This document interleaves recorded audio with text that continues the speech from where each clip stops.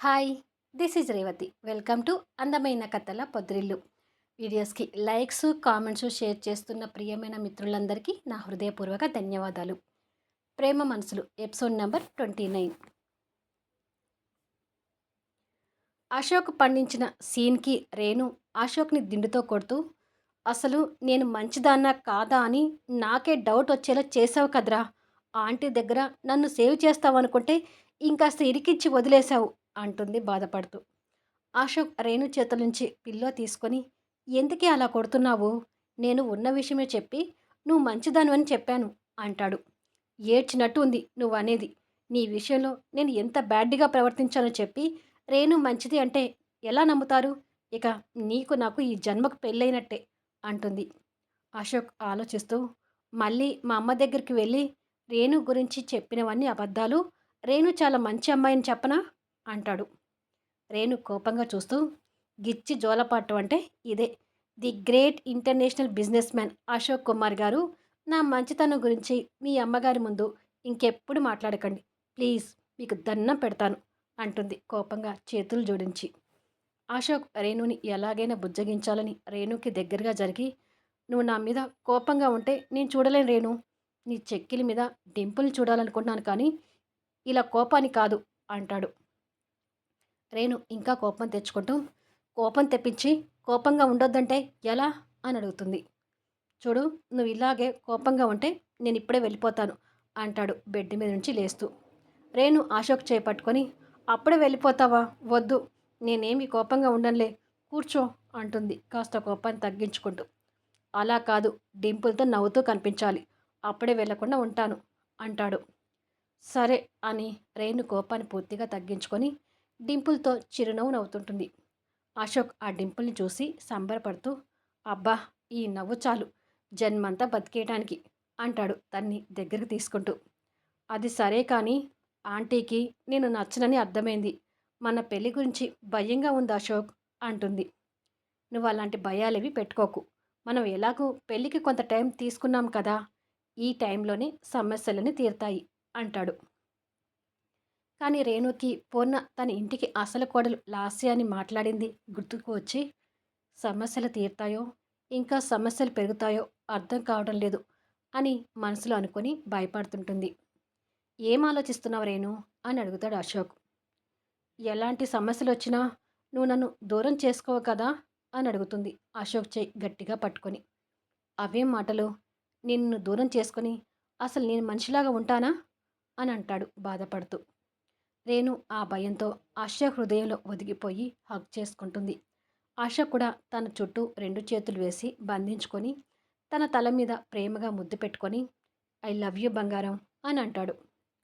మా ప్రేమకి ఎలాంటి ఆటంకాలు రాకుండా మా పెళ్ళి సంతోషంగా జరగాలి దేవుడా అని అనుకుంటుంది రేణు మనసులో. బృందావనంలో ఉన్న సర్వెంట్స్ ఎవ్వరి పనులు వాళ్ళు చేసుకుంటూ బిజీగా ఉంటారు. వంశీ సోఫాలో కూర్చొని పేపర్ చదువుతుంటాడు. రాజమ్మ, ఎక్కడ ఉన్నావు అంటూ దివ్య పైనుంచి మెట్లు దిగుతూ వస్తుంటుంది. అలా వస్తూనే కాలు స్లిప్ అయి కింద పడి అబ్బా అని అరుస్తుంది. ఆ అరుపు వంశీ మనసుకు తాకి పేపర్ని పక్కకు వేసి ఒక్క ఉదుటున దివ్య దగ్గరికి వెళ్ళి మెట్ల మీద కూర్చొని పోయిన దివ్య పక్కకు వచ్చి కూర్చుంటూ, ఏమైంది దివ్య అంటాడు కంగారుగా దివ్యని పట్టుకుంటూ. కాలు స్లిప్ అయి కింద పడ్డాను వంశీ గారు అంటుంది నొప్పి కలిగిన బాధతో. చిన్నగా రాలేవా అంటూ దివ్య కాలు పట్టుకొని, దెబ్బ గట్టిగా తగిలిందా అంటాడు. దివ్య వంశీకి సపోర్ట్గా పట్టుకొని లేచి నిలబడి, కాలు బెనికినట్టుగా ఉంది వంశీ గారు, నొప్పిగా ఉంది, నిలబడలేకపోతున్నాను అంటుంది. మరు క్షణంలోనే వంశీ దివ్యని ఎత్తుకొని బెడ్రూమ్లోకి తీసుకెళ్తూ, అంత హడావుడిగా రాకపోతే కొంపలేమైనా మునిగాయా?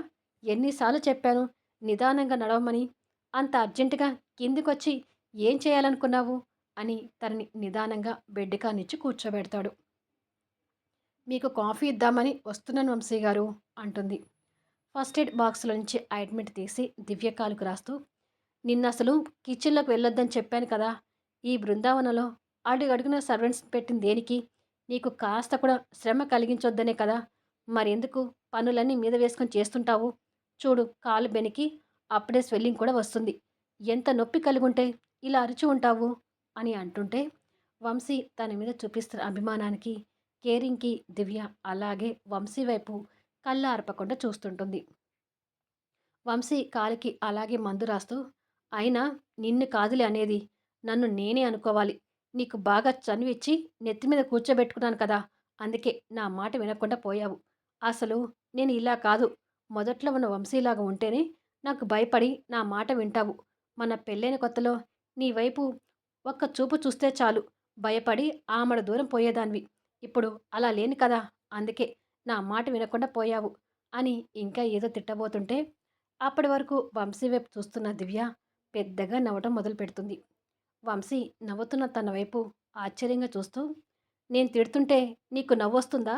అంటాడు చిరుకోపంగా. దివ్య అంతే నవ్వుతుంటుంది. అరే!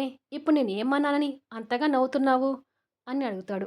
దివ్య కష్టంగా నవ్వాపుకుంటూ, మన మొదటి రోజులు గుర్తొచ్చి నవ్వుకుంటున్నాను.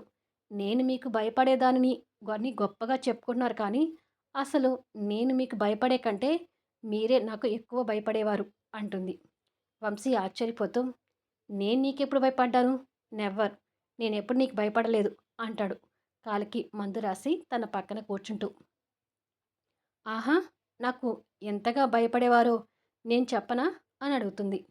సరే, ఎప్పుడు భయపడ్డానో చెప్పు అంటాడు. నా చేతి కాఫీ తాగమంటే అందులో ఎక్కడ విషం ఉందనే భయంతో కాఫీ తాగకపోయేవారు. అలా విషం పెట్టి నేను మిమ్మల్ని ఎక్కడ చంపుతాననే భయంతో మీ ఇంట్లోనే మీరు ఏమీ తినకుండా, తాగకుండా పస్తులుండేవారు. ఇక నగలు మీ చేతికిస్తే నేను ఎక్కడ వాటిని మార్చి నకిలీ నగలుగా మార్చాననే భయంతో ఆ నగలు తీసుకెళ్ళి చెక్ చేయించుకునేవారు.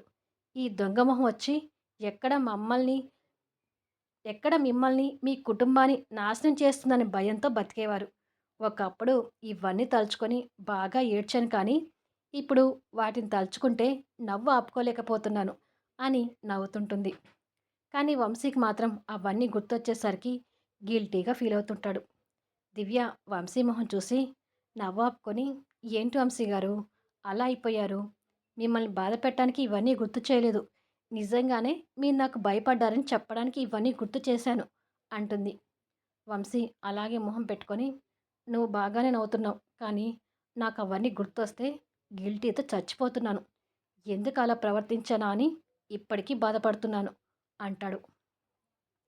దివ్య వంశీ హృదయం మీదకు వాలి, మీరు అంతగా బాధపడాల్సిన అవసరం లేదు వంశీ గారు.